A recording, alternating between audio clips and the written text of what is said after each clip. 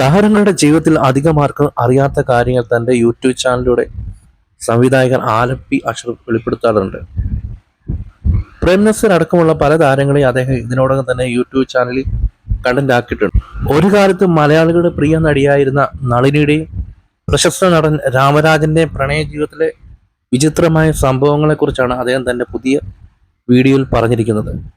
നളിനി സിനിമയിൽ കത്തി ജ്വലിച്ചു നിൽക്കുന്ന സമയത്താണ് രാമരാജനുമായി പ്രണയത്തിലാവുന്നത്. നളിനിയുടെ അമ്മയും ആങ്ങളമാരും ബന്ധം എതിർത്തു. രാമരാജൻ നളിനിയോട് നിരന്തരം പ്രണയാഭ്യർത്ഥന നടത്തി. അവരുടെ മനസ്സ് മാറ്റി വളച്ചെടുത്താണെന്നും പറയപ്പെടുന്നു. ആ കാലത്ത് രാമരാജൻ വളരെ മാർക്കറ്റുള്ള രണ്ടാം നിര താരമായിരുന്നു. സാധാരണ കുടുംബത്തിൽ നിന്ന് ഉന്നതിയിലെത്തിയ നടനായിരുന്നു. ഈ ബന്ധം കാരണം നളിനിയുടെ അഭിനയ ജീവിതം നിന്നു പോകുമെന്ന ആശങ്കയും കുടുംബത്തിനുണ്ടായി.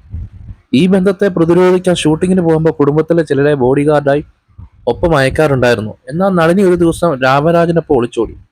എംജിആറിന്റെ അടുത്തായിരുന്നു അവർ അഭയം തേടിയെത്തിയത്.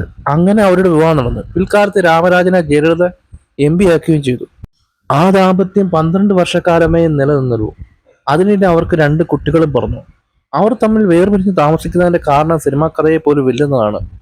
സാധാരണ വേർപിരിയലിന്റെ കാരണം അവിഹിത ബന്ധം, പെരുമാറ്റ ദൂഷ്യം, മദ്യപാനം, സംശയം, പിന്നെ സ്ത്രീധനം ഇവയൊക്കെ ആയിരിക്കാം. എന്നാൽ ഇവരെ സംബന്ധിച്ച് അതൊന്നുമല്ല. ഇവർ വേർപിരിയാനുള്ള പ്രധാന കാരണം ജ്യോത്സ്യ പ്രവചനമാണ്. ജ്യോത്സ്യൻ പറയുന്നു, ഈ 2 കുട്ടികൾ പിതാവിനൊപ്പം ജീവിച്ച പിതാവിനോ കുട്ടികൾക്കോ ജീവനാശം സംഭവിച്ചേക്കാമെന്ന്. അഭിനയത്തിൽ ഇറങ്ങുന്നതിന് മുമ്പ് തന്നെ രാമരാജന്റെ ജ്യോത്സ്യൻ പ്രവചിച്ചിരുന്നു അത്രേ, നിങ്ങൾ അഭിനയം തിരഞ്ഞെടുത്ത സർവനാശം ഉണ്ടാകുമെന്ന്. ഈയിടെയാണ് അവർ ഈ കാര്യങ്ങൾ വെളിപ്പെടുത്തിയത്. വേർപിരിഞ്ഞ് 25 വർഷം പിന്നിട്ടെങ്കിലും രണ്ടുപേരും അവിവാഹിതരായി കഴിയുന്നു. ഞാനിപ്പോഴും അദ്ദേഹത്തെ പ്രണയിക്കുന്ന നടിനി ചാനലിലൂടെ വിളിച്ചു പറഞ്ഞിരുന്നു. ഇതൊക്കെ എന്തന്ധവിശ്വാസങ്ങളാണ്. ഒരു കാര്യമില്ലാതെ പിരിയുക, അല്ല എന്തെങ്കിലും സംഭവിക്കുമെന്ന് കരുതി പേടിച്ച് പിരിയുക. എനിക്ക് തോന്നുന്നില്ല ഇവർക്കൊക്കെ സ്നേഹമുണ്ടെന്ന്. സ്നേഹമുള്ളവർക്ക് ഇങ്ങനെയൊക്കെ ചെയ്യാൻ പറ്റുമോ?